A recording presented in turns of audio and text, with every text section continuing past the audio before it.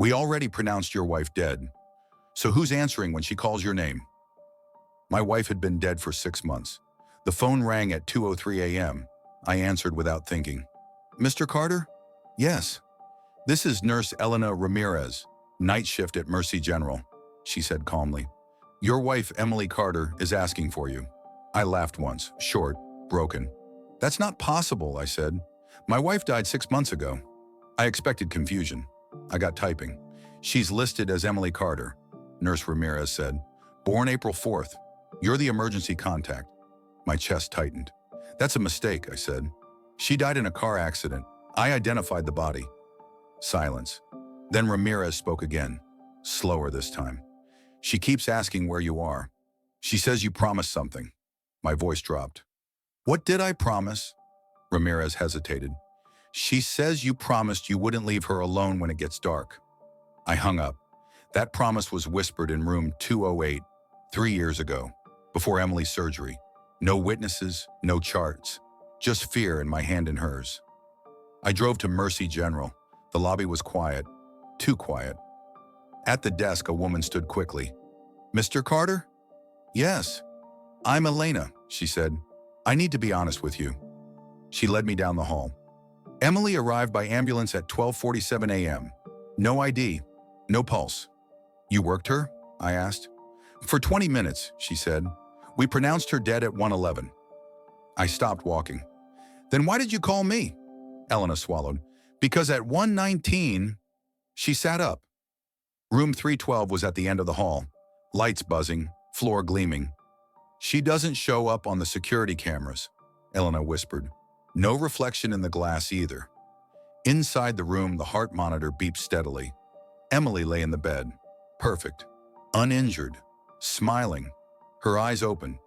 Danny, she said softly, you came. My knees nearly gave out. You're dead, I whispered. She frowned, real hurt. That's what they told me, Emily said, that you left, that you didn't come when it got dark. The lights flickered.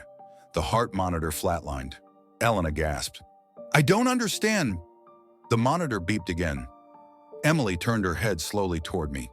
I kept my promise, she said. I didn't leave. Her hand slid off the bed rail. Cold fingers wrapped around mine. Now it's your turn. The lights went out, and someone whispered my name. The lights came back on. Not all at once.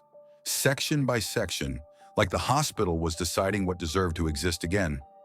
I was still holding Emily's hand, or something shaped like it. Daniel, Nurse Ramirez whispered behind me. Don't move. I didn't answer. Emily's fingers were wrapped too tightly around mine. Her grip wasn't loving. It was anchoring, like if she let go, something would float away. The heart monitor kept beeping.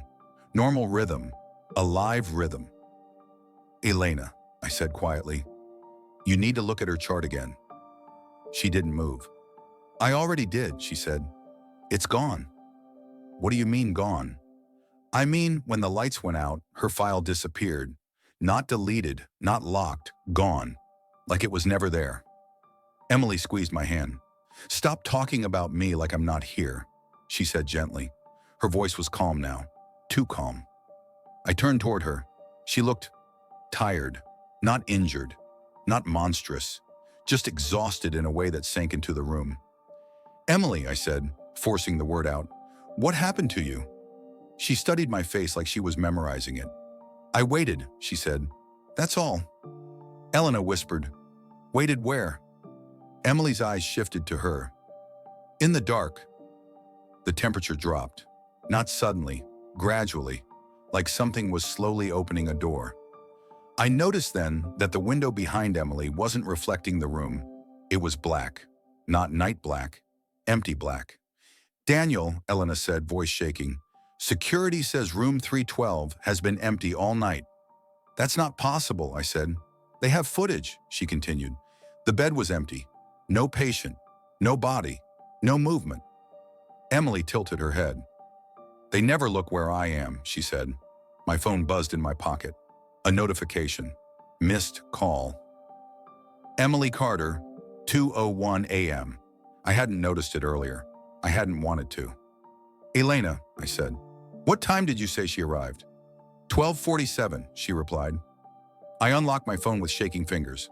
The call log showed 3 missed calls, 2:01 a.m., 1:54 a.m., 1:46 a.m., all from Emily, before the ambulance arrived, before she was pronounced dead, before Elena ever touched her chart.